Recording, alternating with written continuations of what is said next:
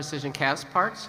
Besides your confidence in its talented CEO, Mark Donegan, what in particular do you like about their business that gave you the confidence to pay a historically high multiple? We completed the acquisition of Precision Castparts at the end of January this year. We made the deal last August.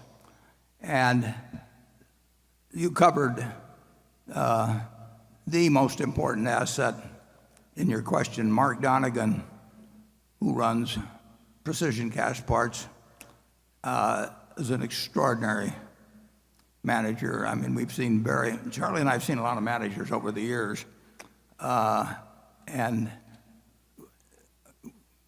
I would almost rank Mark as one of a kind. I mean, he is doing extremely important work in terms of primarily making aircraft parts. I would say that there's certainly no disadvantages to him to be working and for that company to be a subsidiary of Berkshire and not be a public company.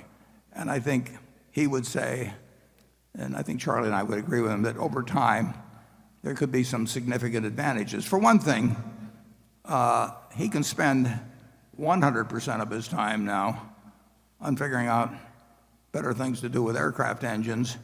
And it was always his first love to be thinking about that, and he did spend most of his time, but he also had to spend some time, explaining quarterly earnings to analysts and perhaps negotiating bank lines and that sort of thing.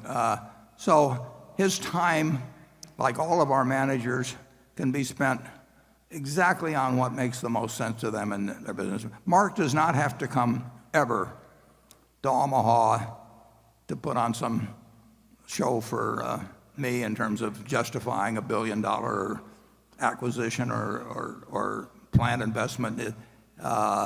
He doesn't have to waste his time on anything that isn't productive. And running a public company, you do waste your time on quite a bit of stuff that isn't productive. So I would say we've taken the main asset of Precision Cast and made him, in this case, even more valuable to the company.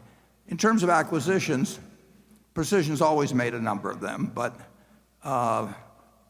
as being part of Berkshire, there's really no limitations on what can be done. So there again, his canvas has been broadened, enlarged with the acquisition by Berkshire. I see no downside whatsoever. If he needs capital, I've got an 800 number, and he wasn't paying much of a dividend before, but he doesn't have to pay any dividend now. And Precision Cash will do better under Berkshire than it would have independently, although it would have done very, very well independently. Charlie? Yeah, well, in the early days, we used to make wise-ass remarks, and Warren would say, we buy a business that an idiot could manage because sooner or later an idiot will. And we did buy some businesses like that in the early days, and they were widely available. Of course we'd prefer to do that, but the world has gotten harder and we had to learn new and more powerful ways of operating. A business like Precision Castparts requires a very superior management that's going to stay superior for a long time. And we gradually have done more and more and more of that, and it's simply amazing how well it works. I think to some extent we've gotten almost as good at picking the superior managers as we were in the old days of picking the no-brainer businesses.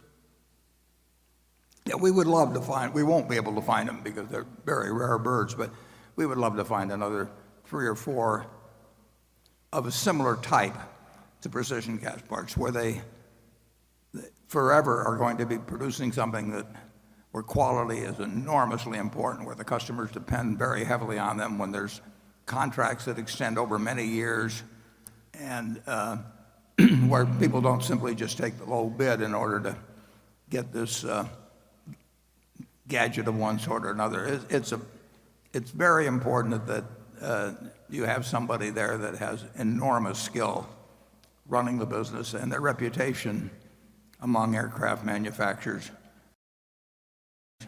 is absolutely unparalleled.